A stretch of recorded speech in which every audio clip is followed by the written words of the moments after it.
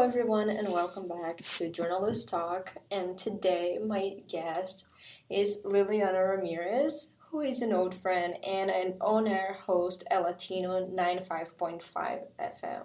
Lily, welcome. Hi, Beth. Thank you. Thank you for having me today. I'm so excited. Yeah, thank you for coming. And something that I always do with my guests is ask them to give a brief biography about yourself in the beginning so our listeners can get to know you a little better. Yeah, I'm Lily Ramirez. I'm a Mexican American on air host in the Bay Area. Wine Country Radio is well, here where I am, it's considered Sonoma County, which is wine country, where it's like there's a lot of vineyards. So I'm getting to know wine more. But I'm an honor host at Latino 95.5. It's a reggaeton genre station for Wine Country Radio. That's the company's name. It owns five different radio stations. But besides the fact that I'm an on-air host, I'm also a promotions coordinator for Éxitos 98.7, which is a Mexican regional station, along with Latino 95.5. So anything that has to do with promotions, I am the one that deals with it. I graduated from season last year, so that's where I met Bea. It's so funny because I always wanted to be a host, and now that I'm a host, I'm like, whoa, I'm still like, I'm not there yet, but I'm like getting there. I mean, you made it. You started. So I'm starting. Yeah.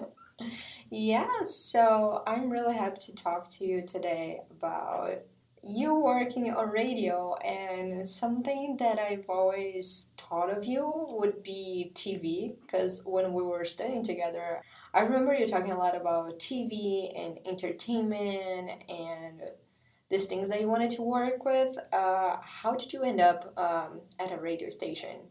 Yeah, so like I was saying,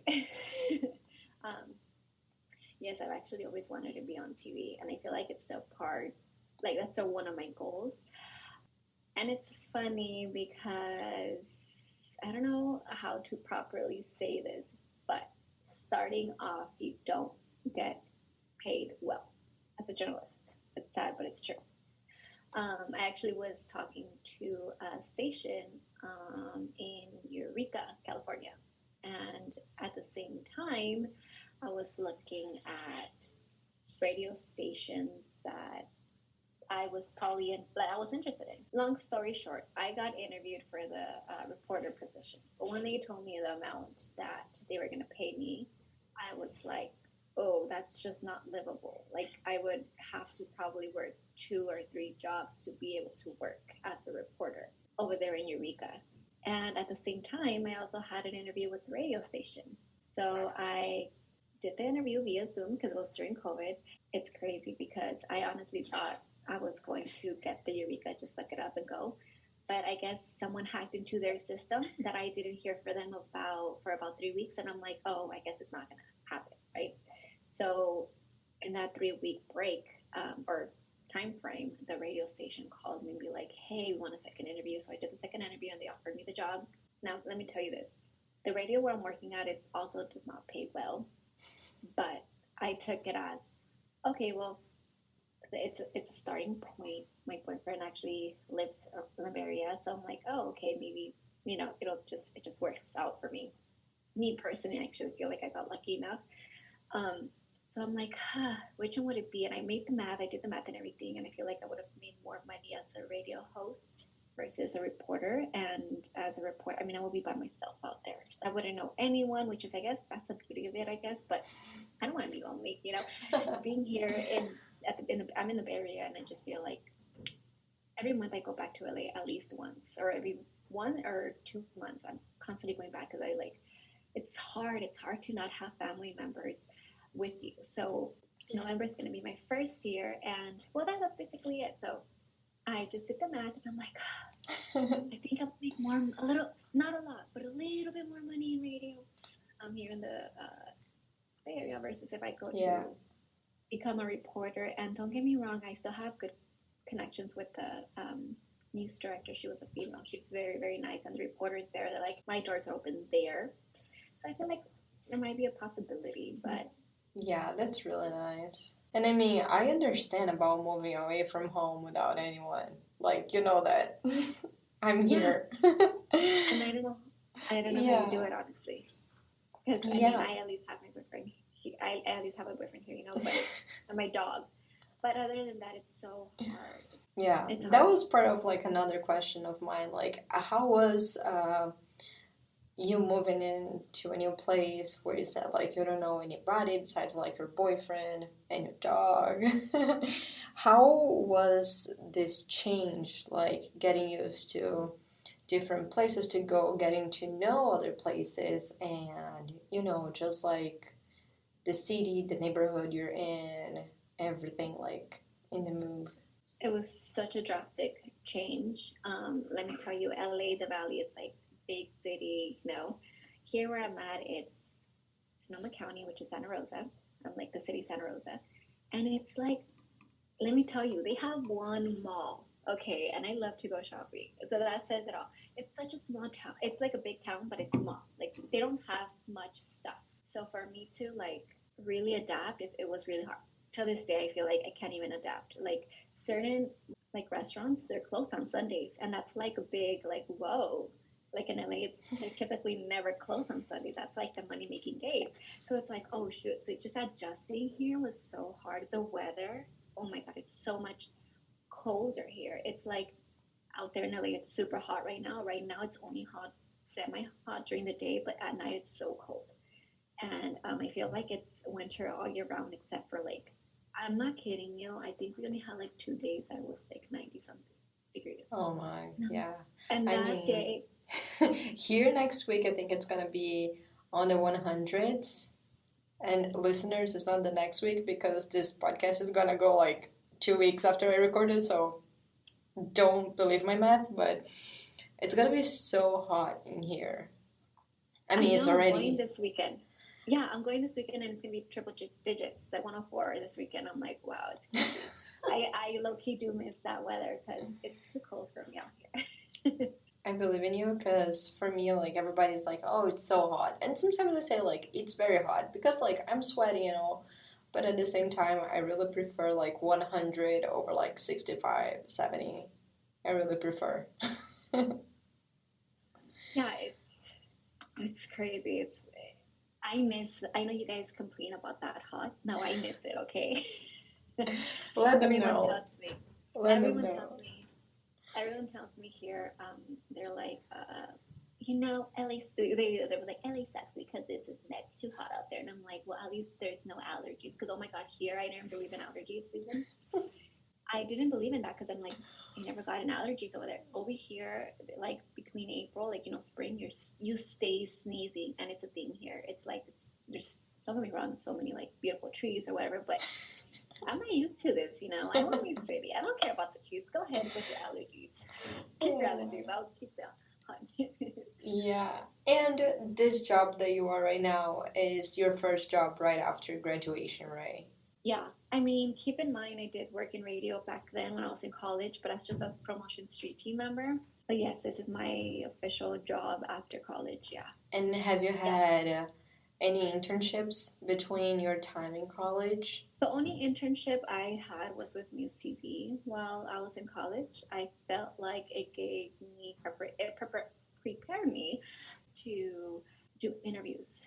I did a couple of Zoom interviews because it was again it was through during COVID, so a lot of Zoom interviews. Yeah, it was very helpful. Muse TV, shout out to Muse TV to Michael. um, but you know what? It helped me a lot because I'm also reporting for TV Azteca here, which I've been. It's so crazy because I'm an honor host for a reggaeton genre, right? Mm-hmm. But then with Azteca TV, I partnered with them, and whenever there's like events, I'm out there interviewing the artists in person. So, but they're Mexican regional artists. So it's like, oh, I have to be on top of everything. I need to know my reggaeton artists. I need to know my Mexican regional artists so I can properly, ask them questions. Imagine I ask them like a dumb question and I'll be like, and who are you? Yeah, and that's something that I also wanted to talk to you about, that it's like super nice and I think it's like really cool being a bilingual like actually more person like me. When you're on air, do you have to speaking Spanish or is English and it's just like music in Spanish? How does it work? So Latino 95.5 will be an equivalent of Cali 93.9 over there in LA or Mega 96.3. I can basically talk Spanglish. Oh, that's nice. Don't get me wrong. Don't get me wrong.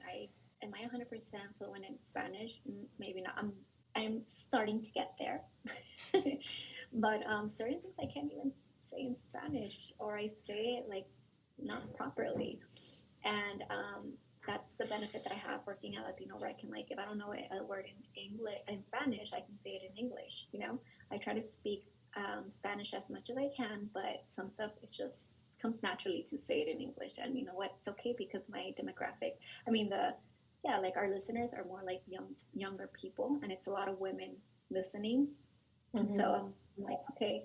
Versus Éxitos, since I'm the promotions coordinator, I write their liners, I write their little commercials. With them, their demographic is more like 35 to like 50. So it's like older. So it's like, okay, they're typically more, your typical Mexican parents. Yeah. So with them, it's strictly Spanish, like strictly Spanish. Now with them, when I'm working with Éxitos, I always have to like triple check that I'm saying everything correctly, because even the acentos is like a challenge for me. I get it. Sometimes I'm just like speaking English and people don't get me, and I'm trying to brainstorm some way that you can understand me. And that's very cool that you have this flexibility to, if you don't know how to put this in Spanish, you can just like say in English. And it's a very different demographic, thinking about like what you said right now. More young people and then like the Mexican parents. And how do you deal with that? Because it's not that you have to be two people on air, like two different journalists. How do you differentiate when to work with each demographic? Honestly, like with Latino and Éxitos, it's like I automatically know that with, like I said, like with Latino, I have more flexibility to be Spanglish. But when it comes to Éxito stuff, strictly Spanish. I have a coworker who, she's great. She literally was born in Mexico. Nothing that has, it's not like it's a big deal. It has anything to do with anything, right? But her Spanish is so perfect. So whenever I have questions, I'm like, hey, does this make sense? Hey, does this, And she's like, yeah, that's perfect. Or no, change this word to this word better. It sounds better. Like, because to me, I think it sounds good. But she's like, what are you talking about? Yeah. So I have her guidance. Because there's like different types of slangs that we can use with teens and like with older people. Right. Yeah. Mm-hmm. That's really nice that you take care of this, and people like editing your stuff also pays attention to how you guys can provide a better service for the listeners. That's very nice. Like you said, you do some interviews, you talk to some singers, bands. There was any interview that was the most meaningful for you? The most meaningful that I had, the interview that I had was Los Tucanes de Tijuana. I literally interviewed them yesterday. Literally. Because they made me feel comfortable. Let me tell you something. You think some of these artists, I'm not going to say names, but some of these artists are not nice. They are not nice. So just to get an interview sometimes, it's just like, sometimes they say, yes, I'm going to give you the interview. But when you're at the event, they'll be like, oh, no. They say no, but then they do end up giving you the interviews, but they're like very short, So yesterday's event, interview with the Tucanes de Tijuana, they were the most humblest people ever. They made me feel like, in general, artists are regular people, just like you and I, but they have fame, right? But at first I would get so nervous because I'm like, oh my God, these are famous people. Like, what the heck? What if I mess up? They made me feel so comfortable that, oh my God, like my cameraman's like, okay, it's going to like cut it out. But they were like, no, it's fine. Just keep doing it, And it's like, oh, it was meaningful to me because they made me feel comfortable. I also had one interview with the reggaetonero that he was in his bed. So it's like, oh, That's It was very weird. awkward. That's Yeah, he was in weird. his bed. Yeah, in his bed, and I'm like, okay. Oh, okay, can you just answer me this question, please? Yeah, That, I'm like, that okay. is so weird. So Yeah, please, if you're a listener and you have ever interviewed, please don't be in your bed. We don't like that. definitely not. Yeah, no, it's just awkward, you know? Yeah. I don't know, it's just very awkward. But yeah. Have you ever had a fangirl moment when you were interviewing someone? And if so, like, who was it? How was it? To be quite honest with you, I don't think I've had a fangirl moment because, you know, it's funny because although I'm working for Spanish, before, when I was in college, I would listen to straight like rap and hip hop. Okay. When I had my internship with Radio Centro, it was a Mexican regional, I didn't know much about Spanish music, but I learned and I lied my way in. So I started to know artists little by little. To say that I'm like in love with all these artists, I'm not. Which I feel like it's a good thing that I'm not like, because I won't be biased, right? So I feel like when I'm interviewing, like I know who you are because my parents listen to you guys. But to say that like I'm like super fan, like for example Bad Bunny, now him, I would be like, oh my god, right? But like these other ones, I feel like I know who they are and I like most of it, some other music, like. But I will to say that I'm like fangirling, like oh my god, not yet. Keyword is yet, not yet. Not yet, yeah. I mean, you have like such a long time in this career and to like fangirl over some band or like some singer that I feel like it must be a very funny moment for us because at the same time like we are doing our job but we can like meet people that we've been like craving to meet for life and have like maybe a meaningful conversation or just like an interview in bed. You know, that's like something that I'm still to experience because right now I'm not working at the moment. I'm just doing this podcast, which I hope to get like everybody listening to it and get some journalists and get to know more about journalism here in the US because it's okay that it's been 3 years that I'm here, but I still don't know like literally every morning host or like afternoon or nighttime anchor or whatever. Have you ever had maybe like this fangirl time with a coworker, someone that was on the field also like working in their stories, and it's like someone that you've always admired their work in journalism? I admire, but she's doing TV right now, and I admire her so much. Nas Perez. I just like Oh, I okay. love her. We interviewed her for Yes. RTDNA. Yeah. Well, yeah. Remember we were in our TDNA, and I said we need to get her. You know what? She's inspiring to me because she was a producer. Remember she said, and she became. She's an E. She's in Rotten Tomatoes. She's freaking like on red carpets. Her and Lala. I don't know if you know who Lala is. But No. she's a reporter, like for entertainment. That's the thing. I always wanted to be an entertainment reporter, but I remember our professor would be like, "That's not real journalism." I know, and I hate this commentary because I also like journalism. It is Yeah, journalism. I know, but you know what? I get it because I get where he comes from. Like, oh, it's not really like journalism because it's just chisme, it's just gossip. But it's like at some point you do get kind of annoyed of just gossip. It's not like real news. But I still love entertainment news. Like Nas Perez, from being a producer to being on camera, it's like whoa. And I think she's in her 30s. I want to say, I don't know. I don't So it's like know. wow. Don't So quote us. don't quote us, but so it's like, wow, because I thought, like, oh my God, I have to be in my 20s to be on there. Like, for all I know, I'll be, like, in front of camera until, like, 35. I don't know. You just never know. Yeah. Right? But, yeah, so she's very inspirational because her background, Yeah. producer to being on TV and not just any channel. She's, like, on E! News, okay? And that is like Her such a yeah. different path from what people go to, like from producer to on camera. Usually people are like, no, I'm done being on camera. I'm doing producing or anything else right now. Do you ever think of producing something also, or just like being on camera, being the host? I've always wanted to be the host, like on camera.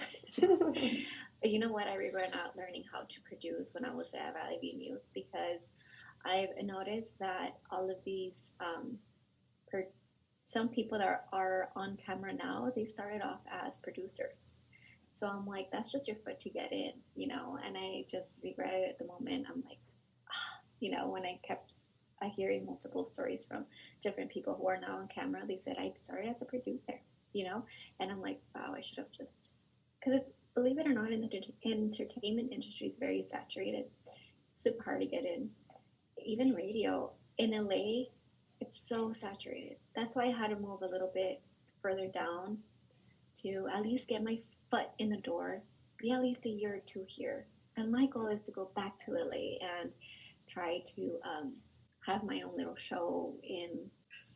I actually want to be at Cali 93.9. I used to work there as promotion. I want to be back there as an on-air host, or even Power 106. Who knows? But I would like to go back to LA. News directors, they still message me. They still email me. But I'm like, I haven't done any real packages. I feel like I want to be rusty again, So it's like, no, I just want to stick to radio for now.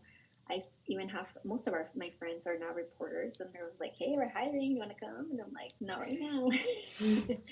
But maybe one day I'll try to be hard news, but I feel like I like where I am. But I'm not gonna lie, the pay is not great yet. We all know that, like, journalists, you gotta know that your first job is not gonna pay, like, very much. But we gotta start somewhere, right? Yeah, so that's why I'm like, sucking it in. But hopefully your second job is much better. Okay, now I have kind of a game for you. Imagine you're back in LA, you got your show. How are you gonna do that? What is it about? Which guests are you bringing in? Is it gonna be a bilingual show or not? Tell us your dream show, Lily. My dream show will be the Lily Ramirez show. Okay, I would have a lot of guests, and not just artists. I would like to have like business owners, any type of guests, because I don't want it to be solely artists. I want to like talk about like have business owners like, oh, what's your product about? Help them promote, mom and pop artists, maybe influencers as well, or just simply a doctor. Let's talk about diabetes. Well, how can you what can you do, or what can you eat to like prevent it? Just educational, but at the same time entertainment. Yeah. Like have a little hour of educational, healthy, and then like entertainment of it. You know what? A little bit of everything. That will be my dream show. A little bit of everything. I love that. Because those type of shows, they are so fun to watch. And I bet that you'd kill it, honestly. Because I remember you presenting stuff here in our projects in class. You got the host voice, so just gotta use the image. Yeah, literally. I hope to have that show one day. Yeah, well, let's help Lily get her show. And just to end our conversation for today, which advice would you give to someone who is stuck in the limbo? Like, I just graduated college. Should I get the first job that I am offered, or should I wait a little bit? How would you advise this person? You want to try to see what are your options, because I've heard stories from friends where they say they mess up, especially if you want to become a reporter or in general. Okay, one thing about my job, I didn't have to sign a contract. So technically I can leave whenever I want. But typically I want to say in the real world, I am living the real world, but other jobs, they do require you to sign that contract. So before you sign that contract, please be very informed what you're signing, how, what you're getting yourself into. Is it try to always negotiate 1 year, because what if you don't like that city you're moving to? You just have to suck it up for a year. Pay, you already talk about it. You're probably not going to get paid much, but try to get the highest. When I tried to negotiate my pay, they said, you know what, this is all that we can do. Take it or leave it type of thing. So I'm like, so I compare both, and okay, I'm going to get paid more here. Maybe it's not on TV, but eventually I know radio can lead into TV, so which it has already, because I'm in Azteca TV. So I say don't rush, and try to get as many negotiations, like as many job offers Now, if you truly feel like you really want to take the job, then that's when you should take it. But if you feel like you can get paid better or get better, I don't know, just negotiate better, then just wait. And I just thought of one more question, if you don't mind. I think you've covered like music festivals, right? Not just like concerts, but music festivals, right? I haven't done a festival yet, like covered a festival yet. I know there, because this year that's when they started, it started popping up. Here, there's a big one that's called Bottle Rock or something like that, an equivalent of Coachella, but over here.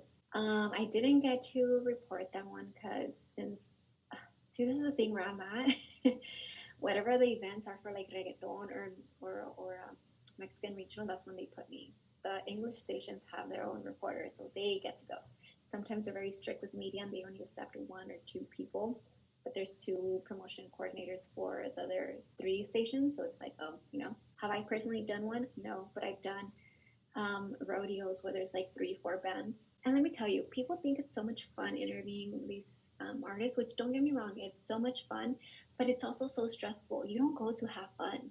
Yeah, maybe you can have fun and dance a little, but you don't. My first in-person interview, I interviewed 4 artists, and so they're on a schedule. So you have to do the artists either before or after. It's always better before, depending. That day I did it before, so it's like, oh my god, okay, before they go on stage, I have to try to get them, and I go get them, and then within an hour, it goes by so quick. Within that hour, the other artist arrived, and then like, okay, it's time, so it's like, it's just busy, busy, busy. So on camera, it seems like, oh my god, how are you? It's so much fun, but it's actually pretty stressful. It's pretty stressful. Yeah. So it's not all fun and games, but it's pretty cool. I like what I do, and I hope to continue pursuing what I do. Oh, that's so nice. And I loved our conversation today, Lily. Honestly, it's been so long that we didn't catch up, like just a few messages here and there. But I wanted to thank you again for coming here. And for all my listeners, I will see you guys next episode. Bye.